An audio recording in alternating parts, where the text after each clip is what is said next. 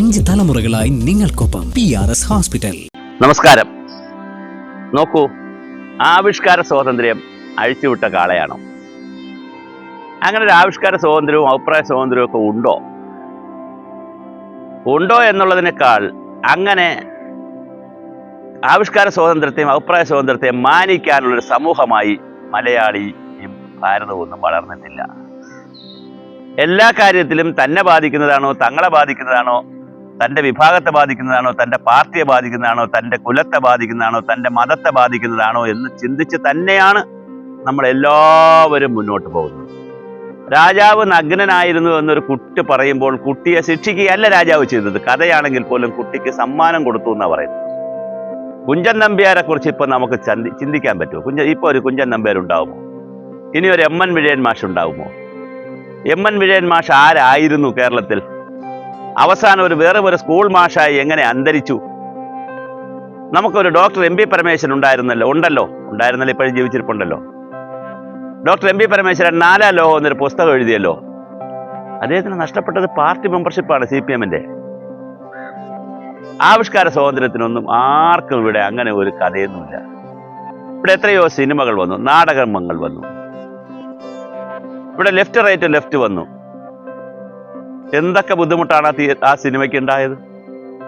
ശരിയോ തെറ്റോ എന്നുള്ളതല്ല, ചിലപ്പോൾ ശരിയായിരിക്കും, തെറ്റായിരിക്കും, ഫാൻറ്റസി ആയിരിക്കും, കലാകാരൻ്റെ മനോവിലാസമായിരിക്കും, മാനസിക രോഗമായിരിക്കും, ഒക്കെ ഉണ്ടല്ലോ. 51 TP എന്ന് പറഞ്ഞൊരു സിനിമ വന്നു. എവിടെയാ സിനിമ? അത് നടന്നോ കേരളത്തിൽ? ആ സിനിമ കാശ്മീരി ഫയൽ വന്നു, നടന്നോ? കേരള സ്റ്റോറി വന്നു, നടന്നോ? കേരള സ്റ്റോറിയെ കുറിച്ച് പറയുന്നത് 32,000 പേരെ കൊണ്ടുപോയില്ല, 3 പേരെ കൊണ്ടുപോയി. ഒരാളെ കൊണ്ടുപോട്ടെ, ആരെയും കൊണ്ടുപോകണ്ട, ഒരാളെയും കൊണ്ടുപോകണില്ല. ലവ് ജിഹാദ് ഇല്ലെന്ന് വിചാരിക്കുക. അങ്ങനെ ഒരു സംഭവമേ ഇല്ല, കോടതി പറഞ്ഞതുകൊണ്ട് ഇല്ല. പക്ഷെ ഒരാളൊരു സിനിമ എടുത്തു, ഒരു ഫാൻറ്റസി പോലെ ഒരു സിനിമ എടുത്തു, അയാളെ കൊല്ലുന്നതിനാ? ഇല്ലാത്ത കാര്യങ്ങൾക്ക് എന്തുമാത്രം സിനിമകൾ വന്നിട്ടുണ്ട് ഇവിടെ. മണിച്ചിത്രത്താഴ് പോലുള്ള എത്രയെത്ര സിനിമകൾ വന്നു, മന്ത്രവാദത്തിൻ്റെ പേരിൽ എത്രയെത്ര സിനിമകൾ വന്നു. അപ്പോൾ കലയെ കലയായി കാണുവാനുള്ള മാനസികാവസ്ഥ നമുക്കില്ല. എല്ലാവരും സെലക്റ്റീവാണ്. ഇന്നലെ മധുപാല്, സിനിമാ നടൻ മധുപാല്, സംവിധായകനൊക്കെയാണ്, എനിക്ക് നല്ല പരിചയമുള്ള വ്യക്തിയാണ്, എന്നെയും അറിയാം. വളരെ സെലക്റ്റീവ് അല്ലേ അദ്ദേഹത്തിൻ്റെ അഭിപ്രായങ്ങളൊക്കെ? അങ്ങനെ പറയാൻ പാടുണ്ടോ? ഒന്നുകിൽ മൗനമായിരിക്കുക, അല്ലെങ്കിൽ എല്ലാ ആവിഷ്കാര സ്വാതന്ത്ര്യത്തിനെതിരെയും ആര് ബഹളം ഉണ്ടാക്കിയാലും പറയുക. ഞാനൊരു ചെറിയ ഉദാഹരണം പറഞ്ഞ് അവസാനിപ്പിക്കാം. വർഷങ്ങൾക്ക് മുമ്പ് ലയോള കോളേജിൽ വെച്ച് ഒരു സായിപ്പ് വന്നിട്ട് ഗാന്ധിസത്തെക്കുറിച്ച് 3 ദിവസത്തെ ക്ലാസ് എടുത്തിരുന്നു. 3 ദിവസമാണ് തുടർച്ചയായി ഗാന്ധിസത്തിൻ്റെ വിവിധ വശങ്ങളെക്കുറിച്ച്, ക്ഷേമ, പിന്നെ അതുപോലെ തന്നെ സഹാനുഭൂതി, സഹിഷ്ണുത തുടങ്ങി എന്തൊക്കെ പറഞ്ഞു പുള്ളി എന്ന് എനിക്കറിയില്ല. അങ്ങനെ ഇരുന്നപ്പോഴാണ് ഞാൻ വളരെ പർപ്പസ്ഫുള്ളായി അയാളെ ഒന്ന് തട്ടി. അയാളുടെ വിശ്വരൂപം അങ്ങ് പുറത്തു വന്നു സായിപ്പിൻ്റെ.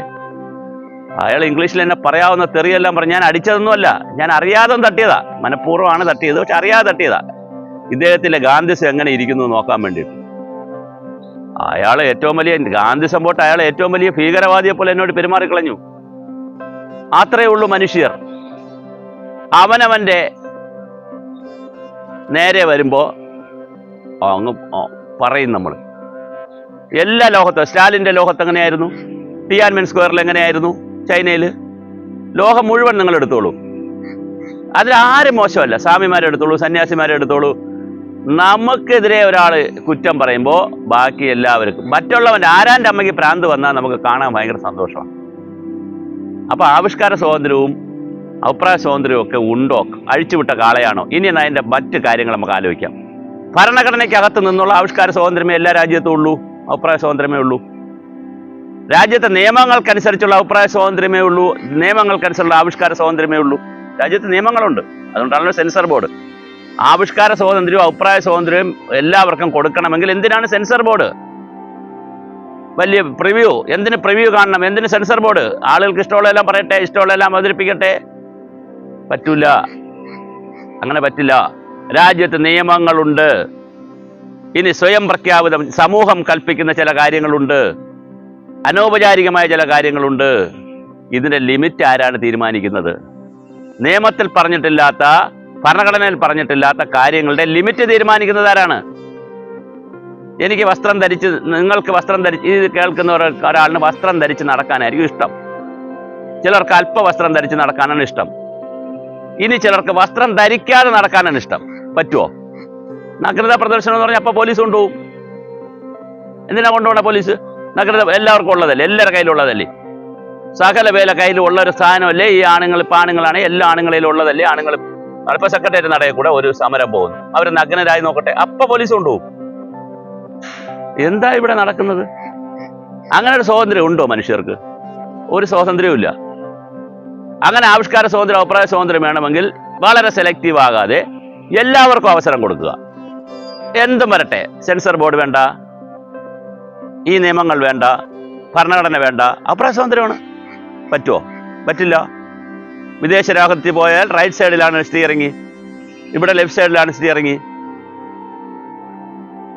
അല്ല, തിരിച്ചാണ്. ഇവിടെ റൈറ്റ് സൈഡ്, നമ്മൾ വണ്ടി ഓടിക്കുമ്പോൾ റൈറ്റ് സൈഡല്ലേ ഇരിക്കുന്നത്, ലെഫ്റ്റ് സൈഡല്ലേ. എന്തായാലും ഇതിൻ്റെ ഓപ്പോസിറ്റ് സൈഡാണ് വിദേശ രാജ്യങ്ങളിൽ പോയി കഴിഞ്ഞാൽ. അവിടുത്തെ നിയമങ്ങൾ വേറെയാണ്.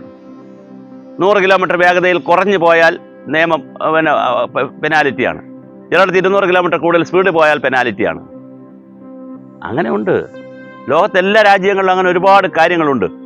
അപ്പോൾ അഭിപ്രായ സ്വാതന്ത്ര്യം എന്ന് പറയുന്നത് മലയാളി സംബന്ധിച്ചിടത്തോളം സെലക്റ്റീവാണ്. നമുക്ക് നേരെ വരുമ്പോൾ നമ്മൾ ബഹളം ഉണ്ടാക്കും. നമുക്ക് നേരെ വന്നില്ലെങ്കിൽ മറ്റൊരാളിനെ കുറിച്ചാണ് കുറ്റം പറയുന്നതെങ്കിൽ അത് നല്ലത് പറഞ്ഞാലും ചീത്ത പറഞ്ഞാലും നമുക്ക് ഭയങ്കര സന്തോഷമാണ്. അത് വേണം എന്ന് പറയുന്നവരാണ്. മറ്റൊരാളിനെ കുറ്റം പറയാനുള്ള എൻ്റെ അവകാശവും നമ്മുടെ അവകാശവും നിലനിർത്തുന്നതാണ് അഭിപ്രായ സ്വാതന്ത്ര്യം, ആവിഷ്കാര സ്വാതന്ത്ര്യം. അതേസമയം നമ്മളെക്കുറിച്ച് മറ്റൊരാൾ കുറ്റം പറഞ്ഞാൽ അത് നമ്മുടെ മതത്തെക്കുറിച്ചാവട്ടെ, പാർട്ടിയെക്കുറിച്ചാവട്ടെ, ജോസഫ് മാഷിന്റെ കൈവെട്ടി, എന്താ സംഭവിക്കുന്നത്? ഇവിടെ എന്താ സംഭവിച്ചത്? ഒന്നും സംഭവിച്ചില്ല. ഇവിടെ ഓരോ കാര്യങ്ങൾ ഞാൻ പറഞ്ഞു. സിനിമകൾ, എത്ര സിനിമകളെയാണ് ഇവിടെ പിന്നെ ഇല്ലായ്മ ചെയ്തത്?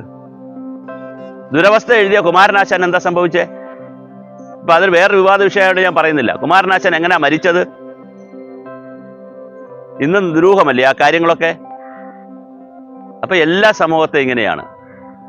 അഭിപ്രായ സ്വാതന്ത്ര്യം എന്നൊക്കെ പറയുന്നത്, അല്ലെ ആവിഷ്കാര സ്വാതന്ത്ര്യം എന്നൊക്കെ പറയുന്നത് വളരെ സെലക്റ്റീവായിട്ടാണ് ആളുകൾ പ്രതികരിക്കുന്നത്. ഇപ്പൊ കമ്മ്യൂണിസ്റ്റ് പാർട്ടിയെ നഖശികാന്തം എതിർത്തുകൊണ്ട്, അല്ലെങ്കിൽ അതിൻ്റെ ക്രക്സിനെ പറഞ്ഞുകൊണ്ടൊരു സിനിമ വന്നാൽ, അതിന് ക്രക്സ് പോലെ ചില പോയിന്റിനെ എതിർത്തുള്ള സിനിമ വന്നാൽ അവർ എതിർക്കും.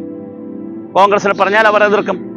ഇപ്പൊ ഗാന്ധിസത്തെ കുറിച്ച് പറഞ്ഞപ്പോൾ പറയുന്നതിന് ആരെങ്കിലും എതിർത്താൽ അവരും പറയുമോ ഗാന്ധി അങ്ങനെ പറയാൻ പാടില്ല, ഗാന്ധി വിമർശനാതീതനാണെന്നൊക്കെയുള്ള നിലയിൽ ചിലർ പറഞ്ഞളയും. അപ്പൊ എല്ലാവരും, ആരെങ്കിലും വിമർശനാതീതരാണോ? അല്ല. പക്ഷെ വിമർശനത്തിന്റെ തോതെത്രയാണ്, അളവെത്രയാണ്, ഇത് വളരെ പ്രധാനമാണ്. അതുകൊണ്ട് അഭിപ്രായ സ്വാതന്ത്ര്യം എന്ന് പറയുന്നത് ഒരു അഴിച്ചുവിട്ട കാളയോ ഒന്നുമല്ല. അതിൻ്റെതായ നിയന്ത്രണങ്ങളുണ്ട്. അത് ഏത് തലത്തിൽ നിയന്ത്രണം വേണമെന്നുള്ളത് തീരുമാനിക്കണം. അല്ലെങ്കിൽ നമുക്കതിനെ അഴിച്ചുവിടാം, അത് തിരിച്ചഴിച്ചുവിടാം. എന്തും പറയാനും എന്തും ചെയ്യാനുമുള്ള സ്വാതന്ത്ര്യമുണ്ട്.